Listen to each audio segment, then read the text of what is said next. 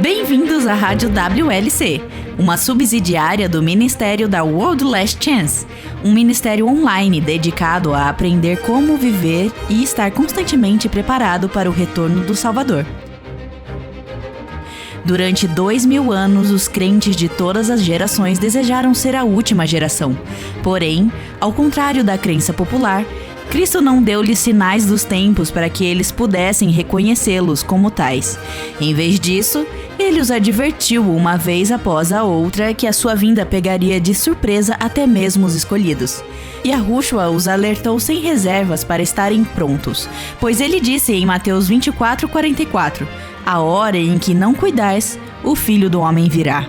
Rádio WLC, ensinando e preparando corações para o iminente retorno de Cristo. Yahushua tem muitos títulos nas Escrituras. Ele é chamado de Pão da Vida e Água da Vida, bem como há referências a ele como Príncipe da Paz, Cordeiro de Deus, Consolação de Israel e seu título predileto que é Filho do Homem. Há um título, porém, que causa um pouco de desalinho entre os crentes e, surpreendentemente, é o título Filho de Deus. Desde quando Gabriel anunciou seu nascimento a Maria, por meio do livro do Apocalipse, Yahushua é muitas vezes chamado de Filho de Deus. E qual é o conflito? Bem, para muitos cristãos, o título Filho de Deus é sinônimo do título Deus Filho. E o programa de hoje, Filho de Deus, diferente de Deus Filho.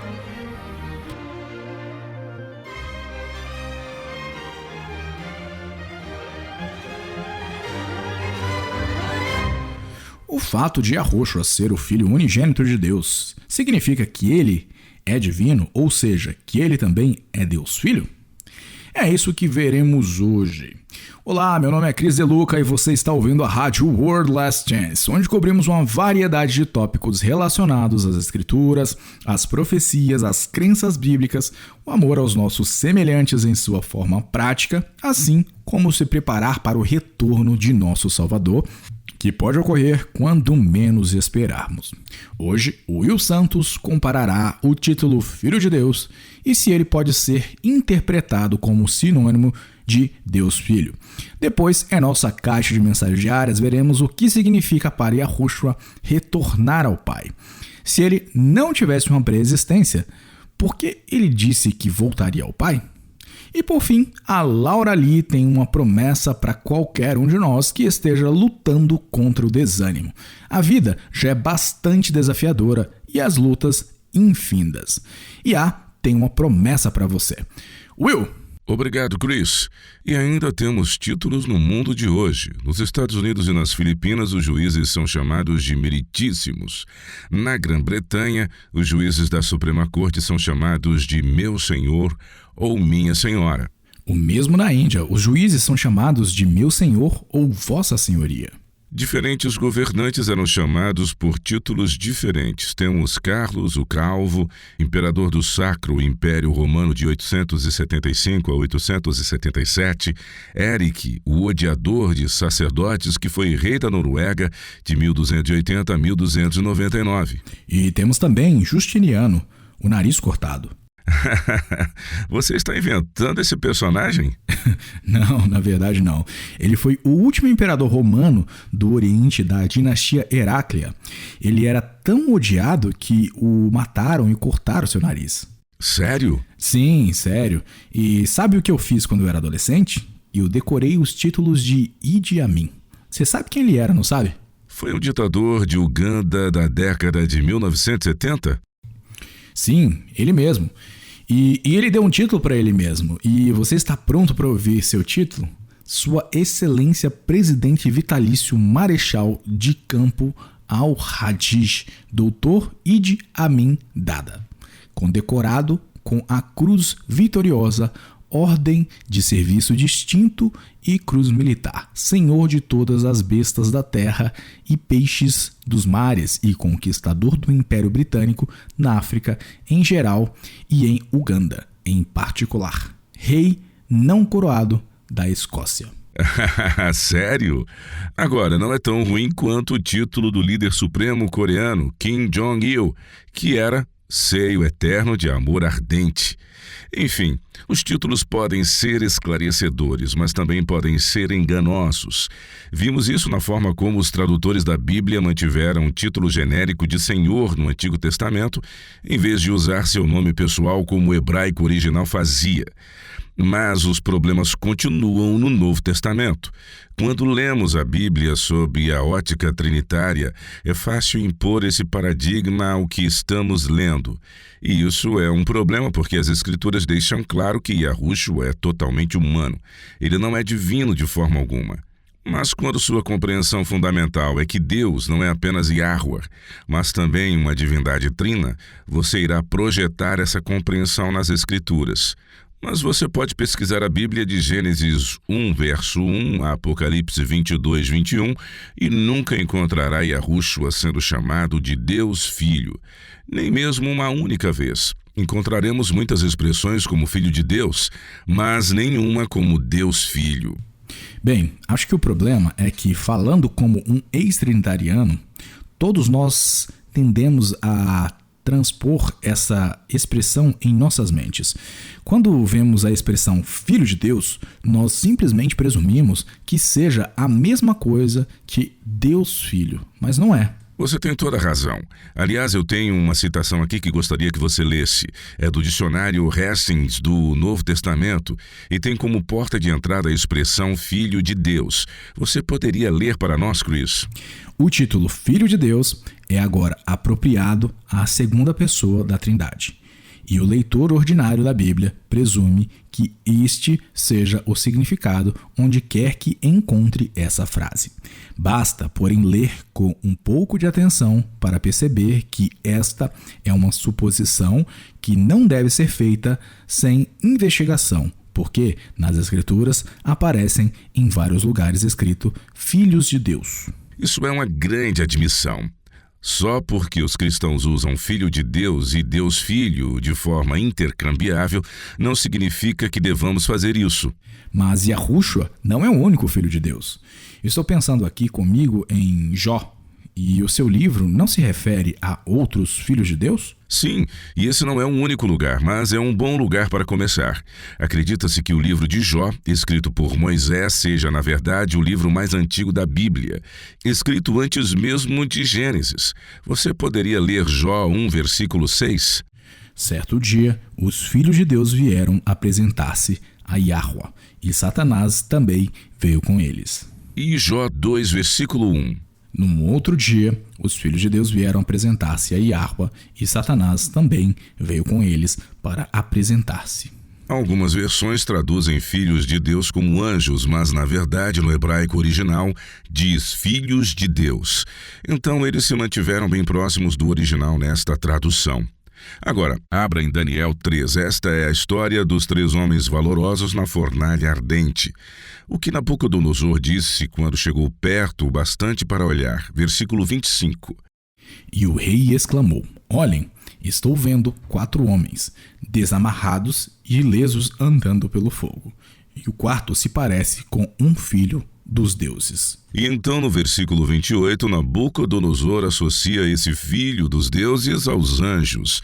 Você poderia lê-lo a seguir? Disse então Nabucodonosor: Louvado seja o Deus de Sadraque, Mesaque e Abednego, que enviou o seu anjo e livrou os seus servos. Faz sentido que os anjos sejam chamados de filhos de Deus, mas os reis também o são. Na criação, Yahweh deu a Adão e Eva domínio sobre a criação. Em Gênesis 1, versículo 26, o domínio é dado para que, abre aspas, domine sobre os peixes do mar, sobre as aves do céu e sobre todos os pequenos animais que se movem rente ao chão. E com isso em mente, gostaria que você abrisse agora em Lucas 3. Vamos ler de trás para frente, a partir de Cristo, apresentando sua linhagem. Comece com o versículo 36. Vamos começar com Noé, um nome bem conhecido, e ler até o versículo 38. Novamente começa com Yahushua como o filho de... que era filho de... etc. Comece a ler para nós. Filho de Noé, filho de Lameque, filho de Matusalém, filho de Enoque, filho de Jared, filho de Maalaleel, filho de Cainã, filho de Enos, filho de Sete, filho de Adão, filho de Deus. Adão, filho de... Filho de Deus. Deus, isso mesmo, o primeiro rei do mundo. Adão foi considerado filho de Deus. E ele não é o único. Com a fundação da dinastia davídica, este se torna um título comum. Abra em 1 Crônicas 17 e leia os versículos 11 a 14. Esta é uma mensagem que Yahweh enviou a Davi por meio do profeta Natã. Quando a sua vida chegar ao fim e você se juntar a seus antepassados, escolherei um dos seus filhos para sucedê-lo, e eu estabelecerei o reino dele. É ele que vai construir um templo para mim, e eu firmarei o trono dele para sempre. Eu serei seu pai, e ele será meu filho. Nunca retirarei dele meu amor, como retirei de Saul. Eu farei líder do meu povo e do meu reino para sempre. Seu reinado será estabelecido para sempre. Esta profecia, como muitas outras dadas à casa de Davi, tem uma aplicação dupla. A primeira e óbvia, é claro, é que se refere ao filho e herdeiro de Davi, Salomão. Mas a aplicação secundária se refere a Yahushua, o Messias que nasceria da linhagem de Davi. As Escrituras se referem repetidamente ao Messias como governante do trono de Davi. O paralelismo continua de outras maneiras, o que, segundo Crônicas 6, versículo 42, diz: essa é parte da oração de dedicação de Salomão em sua coroação. Ó Yahweh, ó Elohim, não rejeites o teu ungido. Lembra-te da fidelidade prometida a teu servo Davi. Em hebraico, ungido é Mashiach, que em nossa língua é Messias. Tenho aqui uma citação de uma antiga edição de 1935 do Jornal da Literatura Bíblica. É de um artigo fascinante de Hermine Hunters, intitulado Filho de Deus nos escritos judaicos anteriores à era cristã. Aqui está. Você poderia ler para nós? Assim, Salomão, o rei idealizado da Era de Ouro de Israel, é em Crônicas chamado de Messias e recebe a promessa de que será filho de Deus. E visto que Deus estabelece seu reino para sempre, a promessa logicamente deveria se aplicar a qualquer descendente real que fosse fiel. Parece um pequeno passo dessa conjunção de filiação e messianidade em Salomão para a designação do futuro Messias como Filho de Deus. Esse tema é desenvolvido com mais detalhes nos evangelhos. O que Gabriel disse a Maria? Lucas 1, versículos 31 a 35. Você ficará grávida e dará à luz a um filho. Ele porá o nome de Yahushua. Ele será grande e será chamado Filho do Altíssimo. Yahweh Elohim lhe dará o trono de seu pai Davi. E ele reinará para sempre sobre o povo de Jacó. Seu reino jamais terá fim. Perguntou Maria ao anjo: como acontecerá isso, se sou virgem? O anjo respondeu: o Espírito Santo virá sobre você, e o poder do Altíssimo a cobrirá com a sua sombra. Assim, aquele que há de nascer será chamado Santo Filho de Deus. Esta é uma passagem fascinante porque explica do porquê Yahushua seria chamado de Filho de Deus. E observe que ele não seria chamado de Deus Filho. Se Gabriel estivesse descrevendo o processo de encarnação de Deus Filho em carne humana, ele poderia com razão ter inserido que ele deveria ser chamado de Deus Filho. Mas não é isso que ele diz. Em vez disso, ele explica que Yahushua seria chamado de Filho de Deus por causa do milagre de sua concepção. Observe também como Gabriel se refere à profecia feita a Davi. Ele seria chamado de Filho de Deus por causa de seu duplo papel como rei e Messias. Para a mentalidade judaica do primeiro século, o entendimento de que ser filho de Deus não significava que alguém fosse divino. Vamos ler o que Natanael disse na primeira vez que ele se encontrou com o Messias. João 1, versículos 47 a 51. Ok. Yahushua viu Natanael aproximar-se e disse a seu respeito: eis um verdadeiro israelita, em quem não há dolo. Perguntou-lhe Natanael: de onde me conheces? Respondeu-lhe Yahushua: antes de Filipe te chamar, eu te vi quando estavas debaixo da figueira. Então exclamou Natanael: mestre, tu és o Filho de Deus, tu és o rei de Israel. Ao que Yahushua lhe respondeu: porque te disse que te vi debaixo da figueira, crês? Pois maiores coisas do que estas verás. E acrescentou: em verdade vos digo que vereis o céu aberto e os anjos de Deus subindo e descendo sobre o Filho do Homem. Que impressionante! Eu nunca tinha pensado nisso antes, que Natanael o chamava de Rabi, ou mestre, bem como filho de Deus e rei de Israel. Ele estava reconhecendo Yahushua como o Messias, porque Messias significa simplesmente o ungido, e os reis sempre foram ungidos. E você notou que quando o rei Charles foi coroado rei, ele também foi ungido? Sim. Bem, eu sabia que isso era feito, mas essa parte da cerimônia não foi televisionada. Foi feita atrás de uma tela para que ninguém pudesse ver tal celebração, provavelmente porque é considerada a parte mais sagrada da cerimônia. As palavras de Natanael são, na verdade, um recurso literário bastante comum. Chama-se paralelismo sinônimo. Basicamente é quando você faz uma declaração e depois repete o mesmo pensamento apenas usando palavras sinônimas. Foi o que Natanael fez. Isso enfatizou seu espanto. Ele disse: tu és o Filho de Deus, parte 1. E então, parte 2, tu és o rei de Israel. Na mente de Natanael, assim como na mente dos judeus daquela época, esses termos eram sinônimos.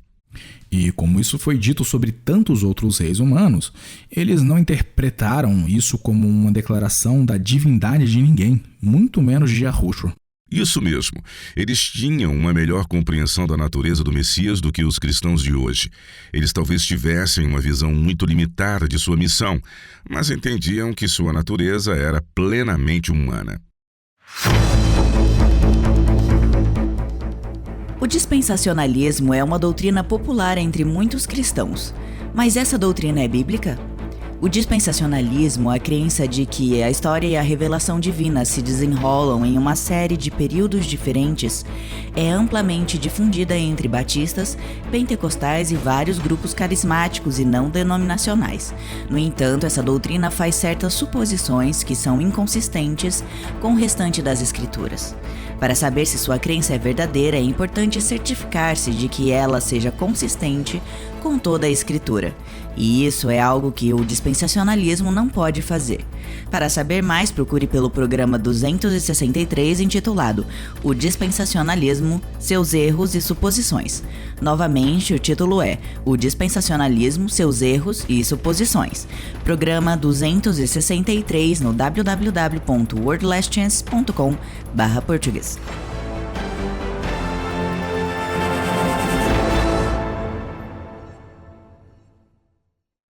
No último segmento, nós lemos que a exclamação de Natanael ao conhecer Yahushua foi um espantoso: tu és o Filho de Deus, tu és o Rei de Israel. O que é realmente interessante é que encontramos no registro do julgamento de Yahushua que até mesmo os inimigos de Cristo equipararam os dois papéis. Portanto, esse era um conceito amplamente compreendido que, novamente, não era automaticamente considerado prova de divindade. Abra, Chris, para nós Mateus 26 e leia os versículos 62 a 66. Nesses versos temos o sumo sacerdote falando com Yahushua. Tá. E levantando-se o sumo sacerdote, perguntou a Yahushua: nada respondes ao que estes depõem contra ti? Yahushua, porém, guardou silêncio. E o sumo sacerdote lhe disse: eu te conjuro pelo Deus vivo, que nos digas se tu és o Cristo, o Filho de Deus. Respondeu-lhe Yahushua: tu o disseste. Entretanto, eu vos declaro que, desde agora, vereis o Filho do Homem assentado à direita do Todo-Poderoso e vindo sobre as nuvens do céu. Então o sumo sacerdote rasgou as suas vestes, dizendo: blasfemou. Que necessidade mais temos de testemunhas? Eis que ouvistes agora a blasfêmia. Que vos parece? Responderam eles: é réu de morte. Algumas traduções dizem assim: diga-nos se você é o Cristo, o Filho de Deus. Nossa palavra Cristo vem do grego Christos, que é a palavra que eles usam para Messias. Essa conexão era comumente entendida e Lucas também inclui um exemplo. Você poderia ler Lucas 4, versículos 40 e 41? Claro, ao pôr do sol, todos os que tinham enfermos de diferentes moléstias lhos traziam, e ele os curava, impondo as mãos sobre cada um. Também de muitos saíam demônios, gritando e dizendo: Tu és o Filho de Deus. Ele, porém, os repreendia para que não falassem, pois sabiam ser ele o Cristo. Observe a correlação automática. Os demônios gritaram: Tu és o Filho de Deus. E ele os silenciou. Por quê? Porque sabiam que ele era o Messias. Eu nunca tinha visto isso antes. Quer dizer, sei que devo ter lido essa passagem antes, mas nunca tinha notado essa ligação antes. Isso é muito interessante. Os demônios, é claro, sabem exatamente quem é Yahushua. Eles ainda são anjos, mesmo que sejam anjos caídos. Mas em vez de gritarem que ele é Deus em carne humana, eles dizem que ele é o Filho de Deus, o que Lucas imediatamente esclarece ser um sinônimo para Messias. E ouçam isso, queridos ouvintes. No mesmo capítulo, apenas alguns versículos acima, diz: que temos nós contigo, Yahushua Nazareno? Vieste para perder-nos? Bem sei que és o Santo de Deus. Mas Yahushua o repreendeu, dizendo: Cala-te e sai deste homem. O demônio, depois de o ter lançado por terra, no meio de todos, saiu dele sem lhe fazer mal. Há uma diferença entre Deus e o Santo de Deus. Se Yahushua fosse Deus, então o endemoniado teria gritado: Eu sei que tu és Deus, mas ele não o fez. Em vez disso, ele disse: Tu és o Santo de Deus, ou que é de Deus. E a mesma coisa acontece em Mateus 16, versículos 13 a 20. Você poderia ler isso para nós, por favor? Claro, me dá só um segundo para eu abrir nessa passagem. Aqui. Indo Yahushua para os lados de Cesareia de Filipe, perguntou a seus discípulos: Quem diz o povo ser o Filho do Homem? E eles responderam: Uns dizem João Batista, outros Elias e outros Jeremias ou algum dos profetas. Mas vós, continuou ele, quem dizeis que eu sou? Respondendo Simão Pedro, disse: Tu és o Cristo, o Filho do Deus vivo. Então Yahushua lhe afirmou: Bem-aventurado és, Simão Bar-Jonas, porque não foi carne e sangue que te revelaram, mas meu Pai, que está nos céus. Também eu te digo que tu és Pedro, e sobre esta pedra edificarei a minha igreja, e as portas do inferno não prevalecerão contra ela. Dar-te-ei as chaves do reino dos céus. O que ligares na terra terá sido ligado nos céus, e o que desligares na terra terá sido desligado nos céus. Então advertiu os discípulos de que a ninguém dissessem ser ele o Cristo. Claramente, Pedro não transpôs Filho de Deus para Deus Filho, porque Yahushua celebrou sua resposta. Ele disse não apenas que Pedro estava correto, mas que ele havia recebido essa verdade de quem? De seu Pai que está nos céus. De Yahuwah. Isso mesmo. Notei também que, nesta passagem, a expressão Filho de Deus é considerada sinônimo de Cristo ou Messias. São muitos os casos em que a fala Filho de Deus é entendida como se fosse o mesmo que Messias ou Cristo. Temos o sumo sacerdote no julgamento de Yahushua, assim como Natanael quando ele se encontrou com Yahushua pela primeira vez. Há os demônios e Pedro, a quem essa verdade foi ensinada diretamente pelo próprio Yahuwah. E também o diálogo de Gabriel com Maria. Sim, e nenhum deles atribuiu divindade a Yahushua. Todos o viam como o Messias humano, o rei que havia sido prometido para assumir o trono de Davi para sempre. E Cristo nunca os corrigiu. Deixar tais declarações flagrantemente incorretas passarem despercebidas sem corrigi-las não teria sido correto. Mas as declarações deles estavam corretas, como podemos ver quando Yahushua exaltou Pedro por sua fala. Esta é a teologia dos cristãos apostólicos. Nicholas Thomas Wright é um bispo inglês e anglicano que também é teólogo paulino e estudioso do Novo Testamento. Em seu artigo A Autocompreensão de Jesus, ele faz uma observação interessante. Você poderia ler isso para nós, por favor? Tá. Messias ou Cristo não significa o ou um divino. É muito enganoso usar essas palavras como abreviações para o nome divino ou criatura de Yahushua. É relativamente fácil argumentar que Yahushua, como vários outros judeus do primeiro século, acreditava ser o Messias.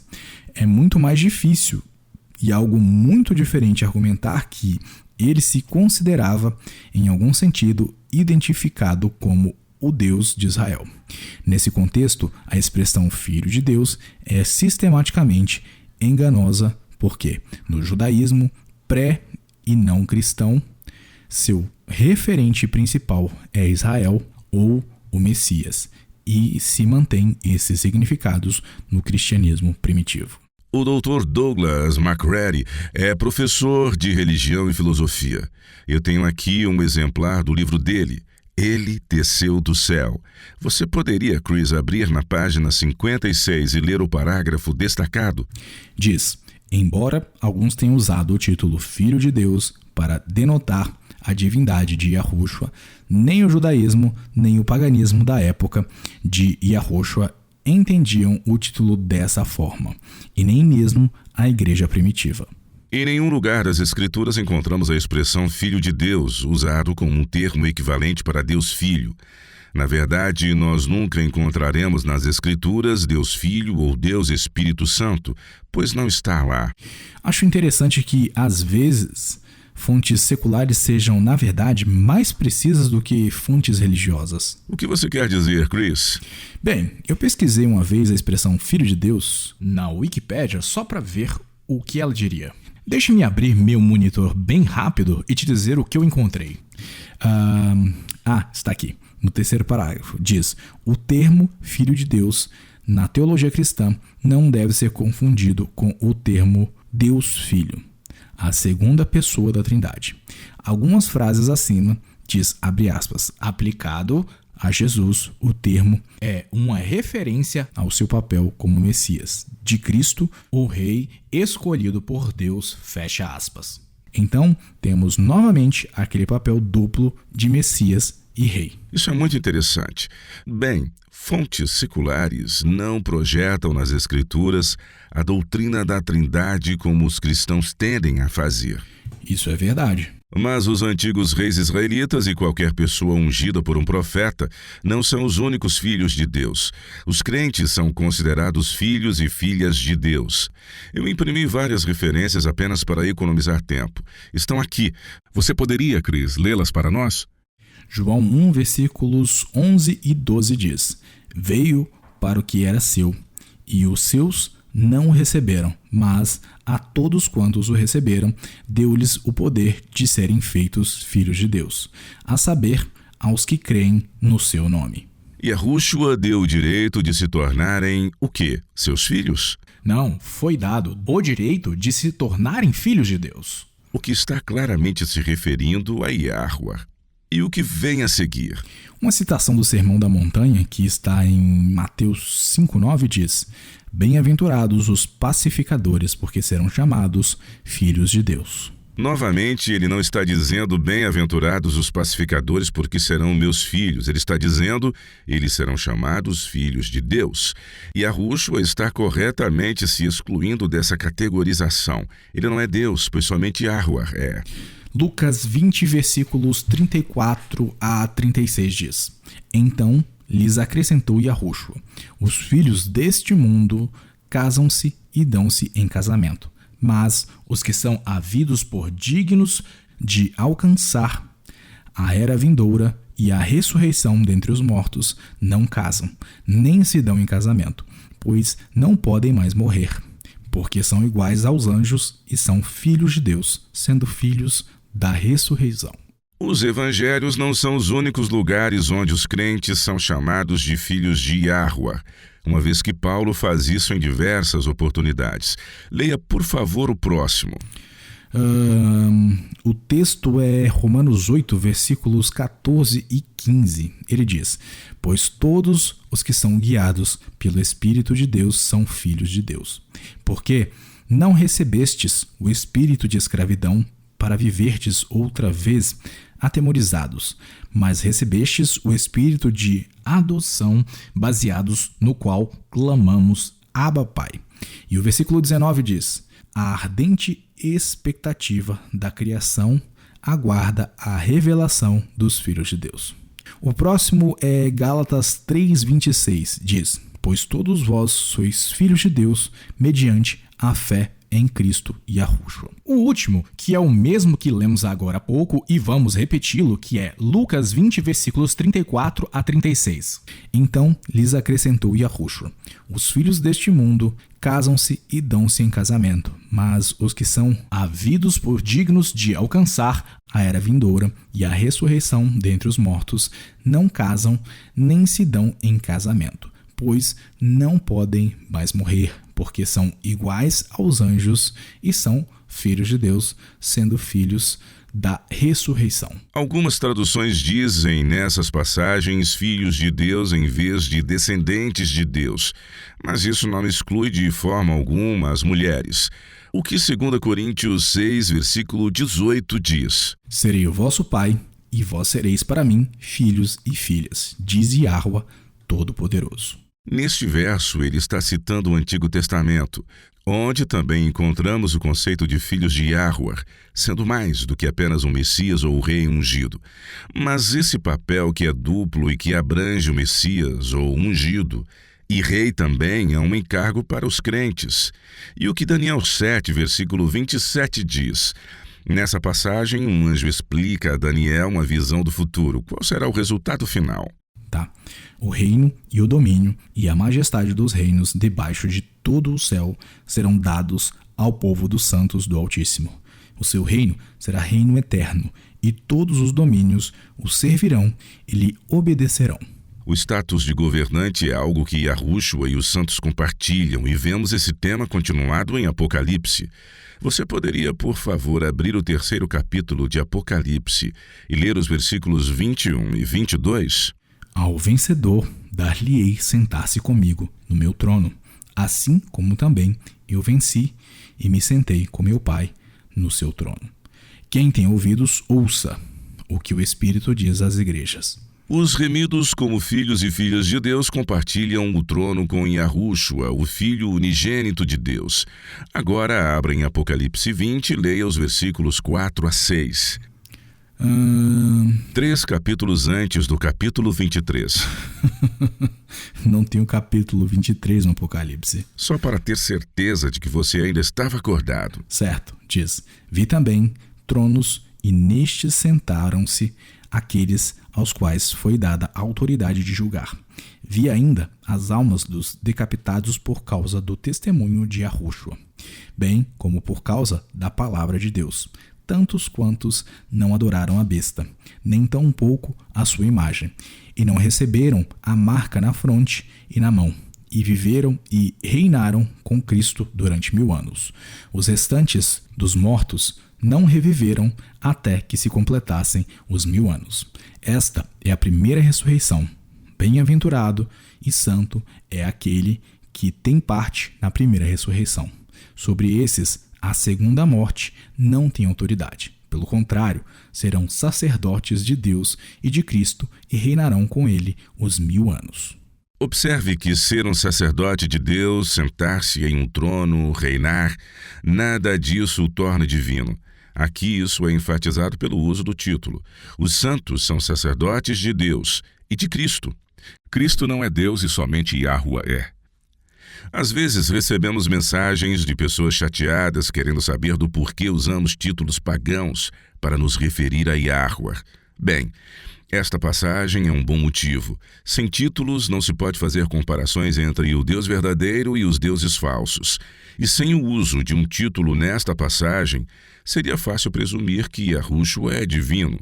Mas ao usar um título, traça-se uma linha clara de demarcação entre Yahuwah, que é Deus, e Yahushua, que não é. O que você não quer fazer é o que os tradutores da Bíblia fizeram: usar títulos para obscurecer e substituir o nome divino, mesmo quando ele aparece no original. E eu acrescentaria que não existem palavras pagãs. Todas as línguas se originaram com Yahuwah na Torre de Babel. Satanás roubou títulos que pertencem a Yahuwah, mas isso é tudo. Boa observação. Fiquem ligados, caros ouvintes, o que as Escrituras querem dizer quando dizem que Yahushua retornou ao Pai? Isso poderia ser prova de uma pré-existência? A seguir na nossa caixa de mensagens diárias. Você está ouvindo a rádio World Last Chance, rádio WLC, ensinando e preparando corações para o iminente retorno de Cristo.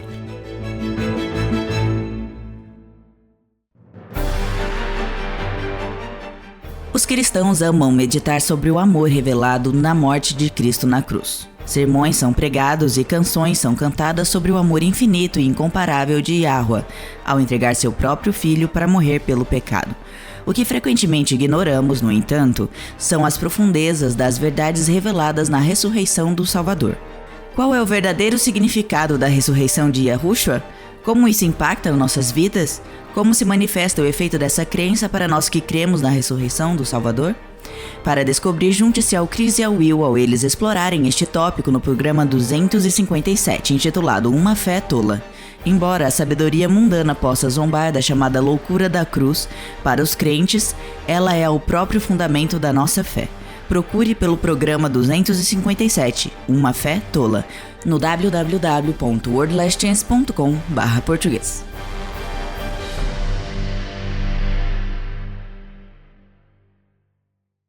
Hora de colocarmos em pauta uma pergunta da nossa caixa de mensagens diárias. Ela vem da terra dos poetas e filósofos. Então não é de nosso país. Como assim? É claro que temos poetas e filósofos. Acho que meu orgulho nacional se sente ofendido com a tua certeza. Sim, mas não é assim que somos chamados, nem mesmo pelo que o nosso país é conhecido. Certo, e concordo com você.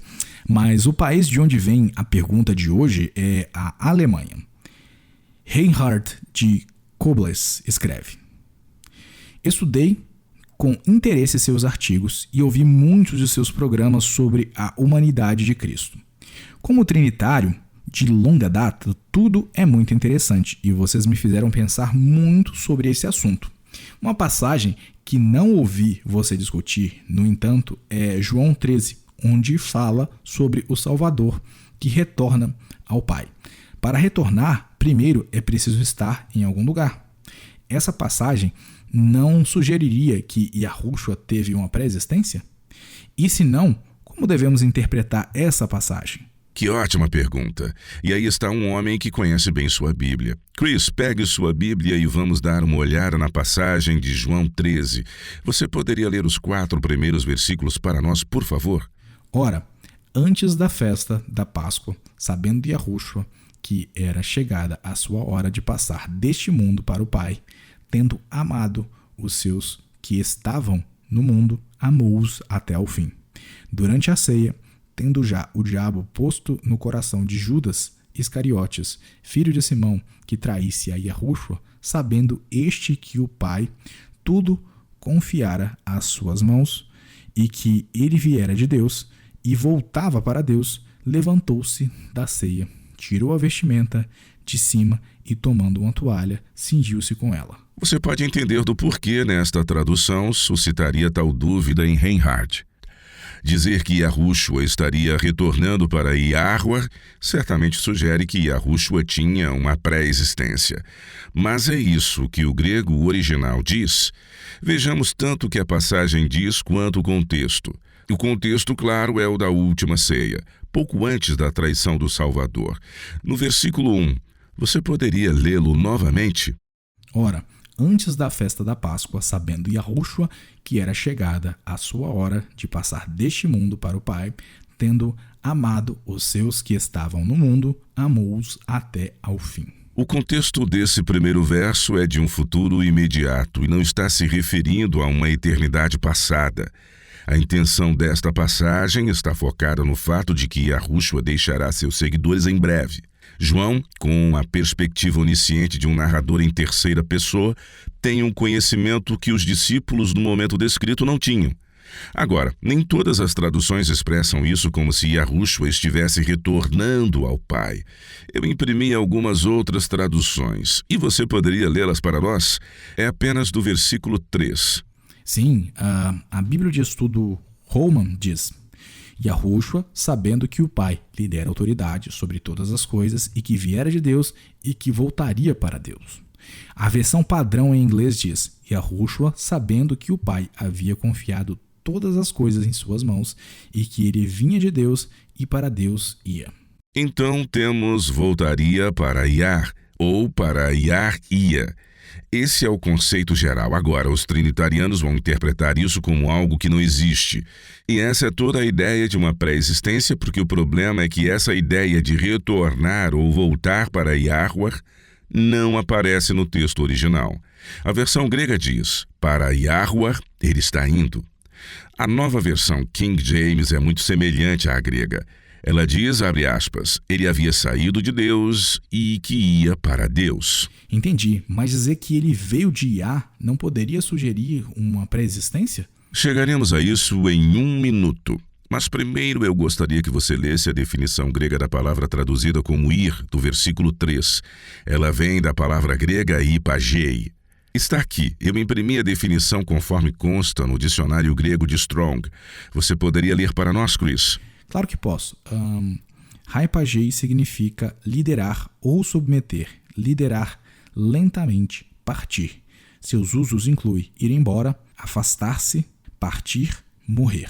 Esta palavra aparece 3 vezes no Novo Testamento e nunca é traduzida como retornar ou voltar, exceto em João 13:3 e em algumas traduções.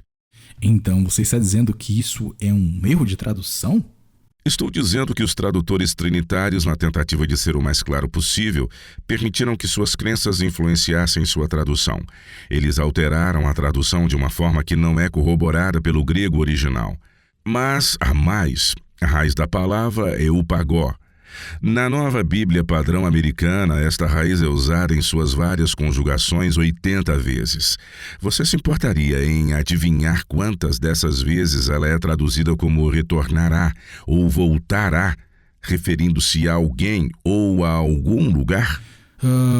Não tenho nem ideia. Somente uma vez, que está em João 13, versículo 3. Certo. E por que algumas traduções fazem parecer uma viagem de volta? Bem, não acho que tenha sido uma tentativa deliberada de enganar, mas provavelmente foi uma tentativa sincera de esclarecer tal ponto.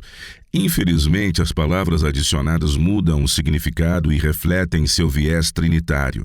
Entendi, mas mesmo se você retirar as palavras adicionadas que fazem parecer que Yahushua esteja em uma viagem de ida e vinda ao Pai, não podemos negar que o versículo 3, mesmo no original, diz que Yahushua veio de Yahweh. Se ele veio de Yah, isso não poderia ser visto como prova de uma pré-existência? De jeito nenhum. Volte ao primeiro capítulo de João e leia o versículo 6 e você entenderá o que quero dizer. Tudo bem. Houve um homem enviado por Deus cujo nome era João. Isso não está falando que Yahushua enviou João. Claramente está dizendo que Yahweh enviou João. Além disso, não está falando sobre João, o amado, mas sobre João Batista, que sabemos era totalmente humano. Presumimos que ele teve uma pré-existência só porque as Escrituras dizem que ele foi enviado por Iá? Não, claro que não. Veja, na mentalidade judaica, vir de ou ser enviado por, Yahweh simplesmente indicava que a pessoa já existia na presciência do grande plano de Iá. E vemos isso claramente nas palavras de Yahweh ao profeta Jeremias. Você poderia ler para nós? Jeremias 1, versículo 5. Esta é provavelmente a passagem mais clara que resume a crença judaica na pré-existência. Tá. Antes que eu te formasse no ventre materno, eu te conheci. E, antes que saísses da madre, te consagrei e te constituí profeta às nações. Novamente, para os judeus não havia pré-existência literal e física. A pré-existência ocorria apenas na mente e no plano de Yahweh. E é isso que está sendo expresso quando João 13 diz que Yahushua veio de Yahweh. Ele fazia parte do plano infinito de Yahweh desde a fundação do mundo. Isso é muito interessante. E há outros exemplos? Sim, abra em João 3. Neste capítulo fala de quando Nicodemos veio a Cristo à noite. Ele era membro do Sinédrio e estava ocupado durante o dia ou talvez não quisesse ser visto como alguém que apoiava publicamente esse novo rabino revolucionário sem antes investigá-lo. O ego dele estava em jogo. Talvez, não sabemos. Mas vamos ler o que ele disse. João 3, os 2 primeiros versículos. Tá. Havia entre os fariseus um homem chamado Nicodemos, um dos principais dos judeus. Este, de noite, foi ter com Yahushua e lhe disse: Rabi, sabemos que és mestre vindo da parte de Deus, porque ninguém pode fazer estes sinais que tu fazes se Deus não estiver com ele. Nicodemo certamente não acreditava que Yahushua tivesse uma pré-existência. Ele estava simplesmente reconhecendo que as obras que Cristo realizou mostravam que ele tinha vindo de Yahweh, no sentido de que ele realizou os milagres pelo poder de Yah. Yahweh estava com Yahushua. Podemos encontrar esse mesmo conceito em João 9. Yahushua curou um homem que havia nascido cego. Quando o milagre começou a se espalhar, ele foi levado perante os fariseus para ser interrogado, pois Yahushua o havia curado no sábado. Os fariseus usaram isso como desculpa para acusar Yahushua, porque, veja bem, aquilo era um trabalho. Yahushua estava trabalhando no sábado para curá-lo, ou assim eles alegavam. Que cegueira espiritual! E o que eles disseram ao homem que nasceu cego no versículo 16? Por isso, alguns dos fariseus diziam: esse homem não é de Deus, porque não guarda o sábado. Eles não estão dizendo que Yahushua não tinha uma pré-existência porque curou no sábado. Não. Em sua cegueira espiritual, eles estão dizendo que Yahweh não poderia ter realizado esse milagre por meio de Cristo, porque ele violou o sábado ao curá-lo. Mas o homem defendeu Yahushua com todas as suas forças. Não importava o quanto o importunassem, ele permaneceu firme em afirmar que Yahushua o havia curado. Vamos retomar a história no versículo 24 e ler até o versículo 33. Ao ler, eu gostaria que você observasse como o homem equipara o poder de realizar milagres à prova de ser de Deus, não no sentido de ter uma pré-existência, mas no sentido de Yahweh conceder seu poder à pessoa que realizara o milagre. Então chamaram pela segunda vez o homem que fora cego e lhe disseram: dá glória a Deus, nós sabemos que esse homem é pecador. Ele retrucou: se é pecador, não sei. Uma coisa sei, eu era cego e agora vejo. Perguntaram-lhe, pois, que te fez ele? Como te abriu os olhos? Ele lhes respondeu: já vou-lo disse, e não atendestes. Por que quereis ouvir outra vez? Porventura quereis vós também tornar-vos seus discípulos? Então o injuriaram e lhe disseram: discípulo dele és tu, mas nós somos discípulos de Moisés. Sabemos que Deus falou a Moisés, mas este nem sabemos de onde é.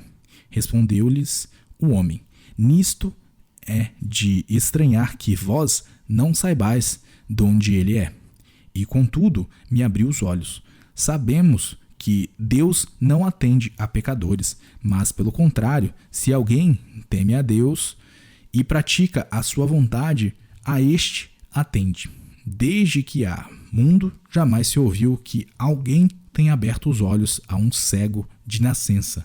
Se este homem não fosse de Deus, nada poderia ter feito. Se este homem não fosse de Deus, Yahweh nada poderia ter feito. Por quê? Porque o poder vinha de Yahweh. Yahushua veio de Yahweh apenas no sentido de que estava fazendo a vontade de Yah. O homem que havia sido curado não acreditava que Yahushua fosse Deus, pois ele não estava dizendo que Yahushua tinha uma pré-existência com o Pai. Ele estava simplesmente expressando sua convicção de que o homem, Yahushua, o havia curado pelo poder de Yahweh. Este é um tema teológico que João desenvolve ainda mais. Abra em 1 João 4. Neste capítulo, João está falando aos crentes e ele cria uma relação pelo fato de eles serem de Deus ou do mundo, e com tudo o que isso traz consigo. Leia os versículos 4 a 6. Filhinhos, vós sois de Deus e tendes vencido os falsos profetas, porque maior é aquele que está em vós do que aquele que está no mundo. Eles procedem do mundo, por essa razão falam da parte do mundo, e o mundo os ouve. Nós somos de Deus, aquele que conhece a Deus nos ouve. Aquele que não é da parte de Deus não nos ouve. Nisto reconhecemos o espírito da verdade e o espírito do erro. Obrigado. Então também somos de Deus. E isso faz com que sejamos um Deus? Isso significa que tínhamos uma pré-existência só porque também somos de Deus? De jeito nenhum. Em 1 Timóteo 6, versículo 7, Paulo diz: porque nada temos trazido para o mundo, nem coisa alguma podemos levar dele. Ele claramente não está sugerindo que todos nós tivemos uma pré-existência, provando que somos todos deuses. Ele está simplesmente usando uma frase comumente entendida no sentido do nascimento. É por isso que sempre que você estiver estudando algo nas Escrituras, é sempre importante considerar o quadro geral. Reúna cada passagem sobre o assunto para entender claramente o que está sendo dito. Todos esses são pontos importantes para sempre lembrarmos. Se você quiser nos enviar uma pergunta, querido ouvinte, basta acessar nosso site no www.wordlastchance.com/português e clicar no ícone Rádio WLC. Sempre gostamos de ouvir nossos ouvintes. A seguir, temos a Laura Lee com a promessa diária de hoje.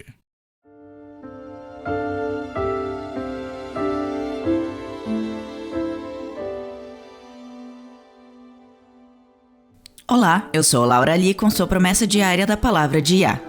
Susan Trauger era uma mãe que vivia uma vida de muitos afazeres. Seu filho Matthew tinha 2 anos, enquanto a bebê Mary tinha apenas 3 semanas. Foi um parto difícil, pois Mary precisou passar uma semana na unidade de terapia intensiva neonatal antes de poder voltar para casa. Para complicar ainda mais a situação, Matthew sofreu uma lesão cerebral traumática quando tinha apenas 1 ano de idade. Susan tinha lido que os nutrientes especiais do leite materno poderiam ajudar a construir sinapses no cérebro dos bebês e até mesmo ajudar a restaurar a função perdida em crianças que sofreram lesões cerebrais traumáticas, e por isso ela estava amamentando os 2 bebês. Ela descobriu que isso os acalmava, abrindo assim uma janela de oportunidades para que ela fizesse suas atividades corriqueiras. Certo dia, depois de amamentar seus filhos, ela os colocou em seu carro e foi até o supermercado mais próximo de sua casa. Ao chegar lá e tirá-los de seu carro, ela cuidadosamente prendeu Matthew no assento do carrinho de compras e Mary na bolsa canguru, tendo seu bebê bem junto ao seu peito, e assim todos estavam prontos para entrar no supermercado. Susan estava se sentindo ótima.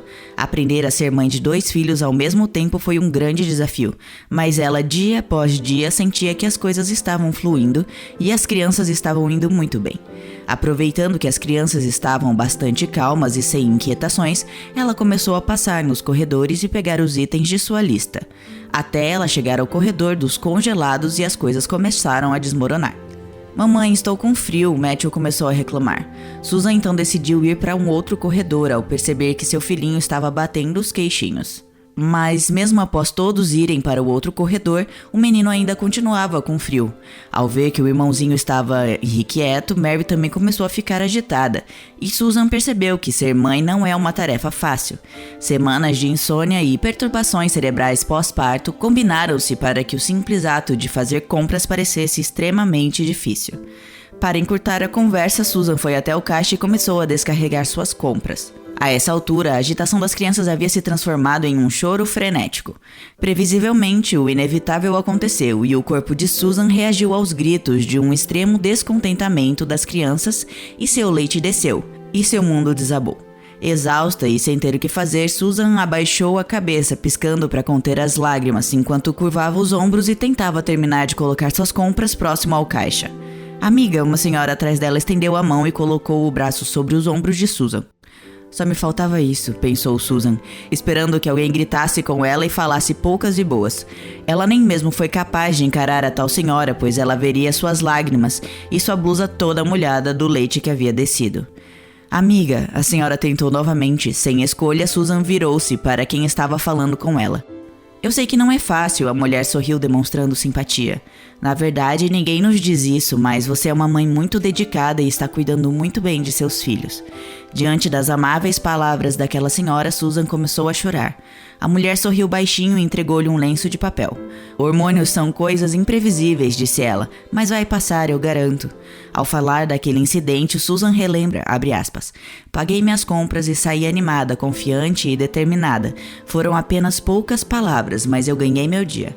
Honestamente, quando li a história de Susan, meus olhos ficaram cheios de lágrimas ao lembrar daqueles primeiros anos, quando meus filhos eram pequenos. Não importa o quanto eu amasse meus filhos, aqueles foram anos difíceis. As palavras gentis que a mulher disse a Susan, dando-lhe força para animá-la a criar seus 2 filhos, me lembra de um dos meus versículos bíblicos favoritos. É o de Isaías 42, versículo 3. Ao falar da missão do Messias, diz: "Não esmagará a cana quebrada, nem apagará a torcida que fumega. Em verdade, promulgará o direito." O Salvador veio para nos dar ânimo e forças para viver um dia de cada vez, e o fez por meio da bondade e da aceitação sem julgamento. Muitas vezes somos muito duros com nós mesmos e isso, por sua vez, nos torna duros com os outros. É tão fácil criticar os outros quando estamos infelizes com nós mesmos, mas devemos lembrar que Yahweh nos entende. Ele ama a cada um de nós e nos aceita, mesmo com nossas falhas e tudo mais. Em Isaías 66:13, o Pai Celestial nos diz: "Como alguém a quem sua mãe consola, assim eu vos consolarei." Recebemos grandes e preciosas promessas, vá e comece a reivindicá-las.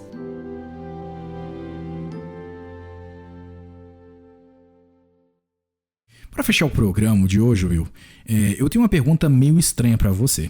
Você nos mostrou que ser um filho de Deus não define ninguém por si só, mas todos os filhos de Deus, criaturas de Deus, são criados no mesmo patamar? Bem, não. Em Colossenses 1,15, Paulo diz que Yahushua é a imagem do Deus invisível, o primogênito de toda a criação. Por quê? Porque Yahushua é o Filho unigênito de Deus. Eu sou um filho de Deus e você também é, mas nós não somos filhos unigênitos de Yahweh, pois somente Yahushua é. Sem mencionar que ele é nosso Redentor. Eu gosto de como Paulo fala sobre o primeiro e o segundo Adão. Yahushua, como o segundo Adão, teve sucesso onde o primeiro Adão fracassou. E graças à sua vida altruísta e morte abnegada, todos podemos ansiar pela ressurreição quando ele voltar. Abra, Chris, no 2º capítulo de Hebreus.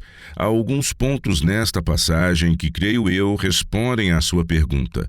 Leia os versículos 9 e 10.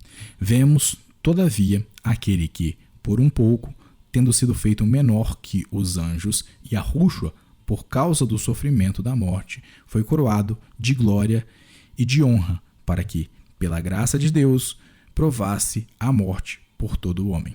Porque convinha que aquele, por cuja causa e por quem todas as coisas existem, conduzindo muitos filhos à glória, a aperfeiçoasse por meio de sofrimentos, o autor da salvação deles.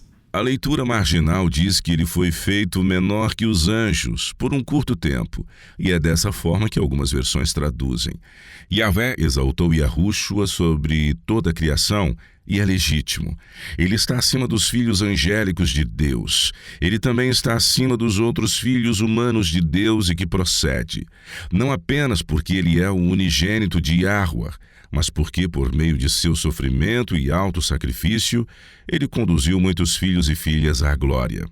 Que coisa fantástica! Se você gostou do programa de hoje e gostaria de compartilhá-lo com um amigo, você pode encontrá-lo em nosso site. Procure o programa 280, intitulado Filho de Deus, diferente de Deus Filho.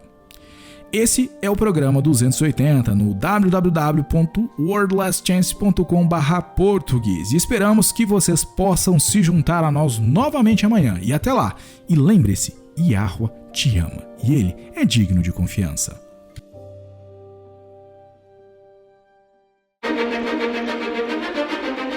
Você ouviu a Rádio WLC. Este programa e os episódios anteriores da Rádio WLC estão disponíveis para download em nosso site. Eles são ótimos para compartilhar com amigos e para usar em estudos bíblicos. Eles também são um excelente recurso para aqueles que realizam seus cultos a Yahweh sozinhos em seus lares.